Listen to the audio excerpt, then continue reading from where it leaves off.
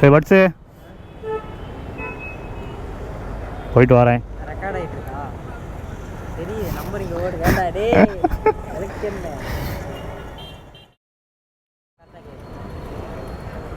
அப்படியே எடுத்துக்கலாம் வீடியோலாம் ஜாலியாக போகிறப்ப இதுக்குள்ள ஒன்று அப்படியே வீடியோ எடுத்துக்கிறதே தெரியாது இல்லை எடுத்து உனக்கு அனுப்பிச்சி விட்றேன். வண்டி நம்பர் நோட் பண்ணிவிட்டு எம்பரி வகையில் போட்டு அட்ரஸை கண்டுபிடிச்சிருவேன். அதான்டா உனக்கு எடுத்து அனுப்பிச்சி விட்றேன் அட்ரஸ். நீ தானே கேட்ட? நமக்கெல்லாம் அப்படியே வாசமே ஆகாது. அடே அப்பா இதுக்கு முன்னாடி பேச ரெக்கார்ட் ஆயிருக்கு.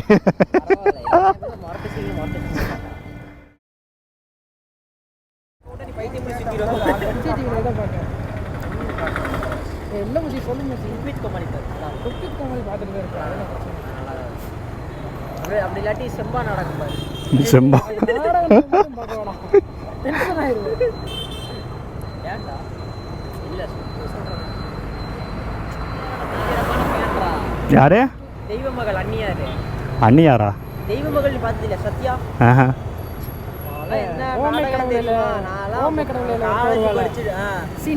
காலேஜ் படிச்சுட்டு இருந்தப்போ அவனை அது 7 மணிக்கு என்னமோ போடுவோம், 7-7:30க்கு. தெய்வ மகள் பார்க்காம வர மாட்டேன். அந்நியார் மாதிரி ஒரு வில்லி கிடைக்கிறதுக்கு கொடுத்து வச்சிருக்கணும் இந்த தமிழகம். அவ்வளோ செம்ம acting, getup change, double action. யாருன்னு தெரியல எனக்கு. ஆனால் அவ்வளோ பொண்ணு அந்த பொண்ணு அவ்வளோ ஹாப்பியாக இருப்பாங்க.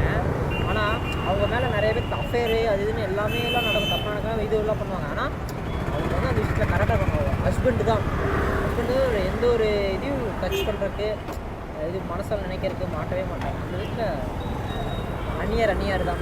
அந்நியார் ரெஸ்பெக்டாக வருது பாரு, அப்படியே சொல்லி பழகிடுச்சு. நல்ல கேரக்டர்.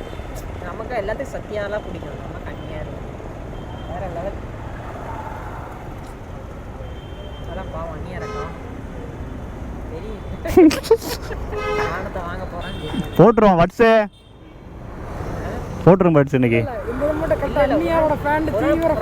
சொன்னோன்னா அதுக்கேற்ற மாதிரி எல்லாமே ரெடி பண்ணி இல்லை வந்து ஸ்கிரிப்டில் வந்து நம்ம பண்ணலை இப்போ எதுவுமே.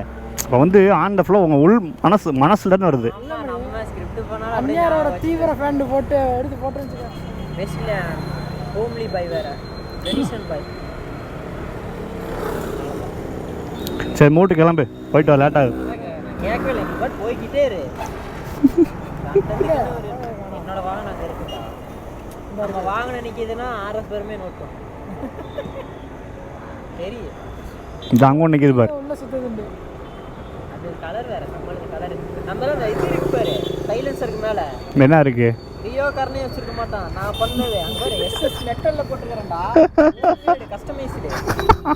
அந்த கம்பெனி விட்டு சீக்கிரம் நின்றுட்டேன், இல்லாட்டினா ஃபுல்லாக மாற்றிருப்பேன். SSலேயே போ, சின்ன சின்ன பார்ட்லாம் ரெடி பண்ணியிருப்பேன். அதுக்குள்ளே அதேமாதிரி நமக்கு செட் ஆகலை, மனதுக்கு ஒரு இடத்துக்கு எனக்கு செட் ஆகலைன்னா அந்த இடத்த விட்டு உடனே கிளம்பிடுவேன், இருக்க மாட்டேன்.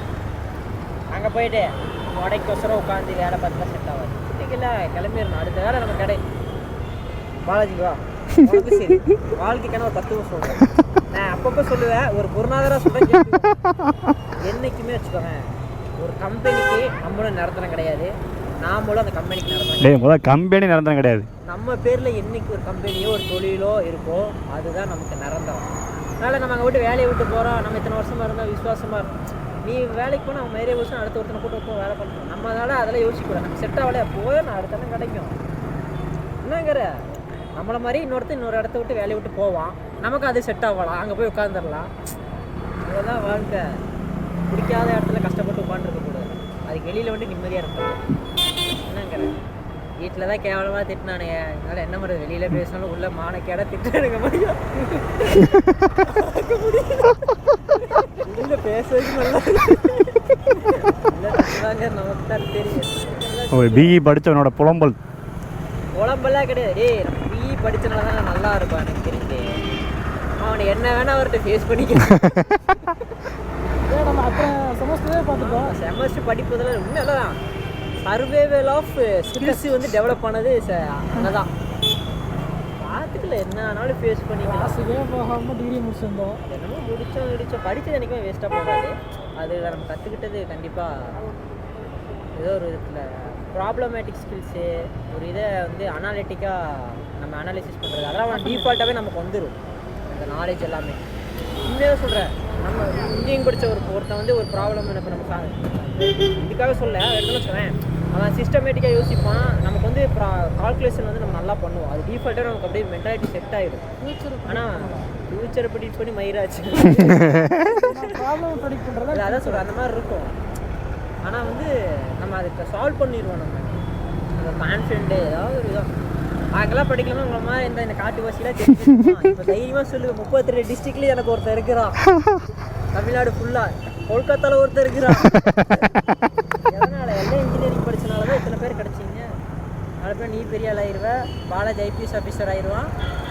நம்ம பெரிய ஆளான அவசியம் இல்லை, கூட இருக்கிற பெரிய ஆளுனாலே போதும், நம்ம பெரிய ஆள் ஆயிடுவோம். என்னங்கிற ஏன் மணியா யார்ட்டா உங்கள் கம்பெனியில் எனக்கு ஒரு சிஇஓ போஸ்ட்டு தர மாட்டியா? வட்ஸு உனக்கு இல்லாத வட்ஸு. நீ போலீஸ் ஆகிட்டுனா எனக்கு நீ எதாவது பார்த்துக்க. போலீஸ் ஆகிட்டானா அந்த வீட்டில் காய்கறி வாங்குற வேலை கொடுப்பேன். காய்கறி வாங்குற வேலை, காய்கறி வாங்குறதுக்கு அவனே அதுக்கு தான் போவான். எனக்கு தேவைன்னா நான் எனக்கு தான். ஆமாம், உனக்கு நீ தான் போகணும். இந்த கீழே வேலை வாங்க அதான் சொல்லுவான். ஆனால் அந்த போஸ்டிங் போய்ட்டு அந்த ஒரு இது வந்துடும் தானா.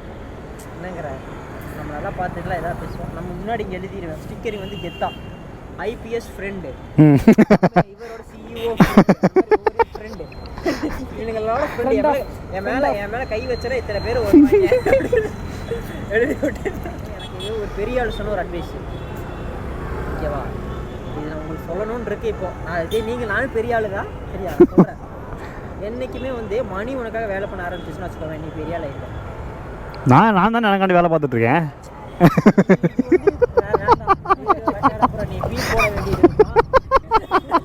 பீ போட வேண்டியது ஏன்னா மணி நான் தான்டா, என் மேலே கேஸ் போடுவாங்க. என்றைக்குமே பணம் வந்து உனக்கு அவசரம் வேலை பண்ண ஆரம்பிச்சிச்சுன்னா நீ பெரிய ஆள் ஆகிடும். அதுக்காக என்ன வழிகள் தான் பார்க்கணும். இப்போ நம்மளால முடியாது, ஆனால் இப்போ பண்ணுறப்பே சைடாக அதுக்காக என்ன பண்ண முடியும் அப்படின்னு பார்க்கணும். சேவிங்ஸ் மணியை விட பெஸ்ட்டு இன்வெஸ்டிங் மணி. அதுக்கு என்ன வழியோ எது கரெக்டாக பண்ண முடியுமோ நம்ம பார்க்கணும். எல்லாமே தெரியாதவன் வாழ்க்கையில் முன்னேறிக்கணும். எல்லாமே தெரிஞ்சவன் வந்து அடுத்து சொல்லிக்கிட்டே இருக்கணும். நான் அப்படி தான் இருக்கேன். பார்ப்போம். உங்களுக்கும் காலம் வரும், காலம் வந்தால் நேரம் வரும், நேரம் வந்தால் 1 மில்லியன் சப்ஸ்கிரைபர்.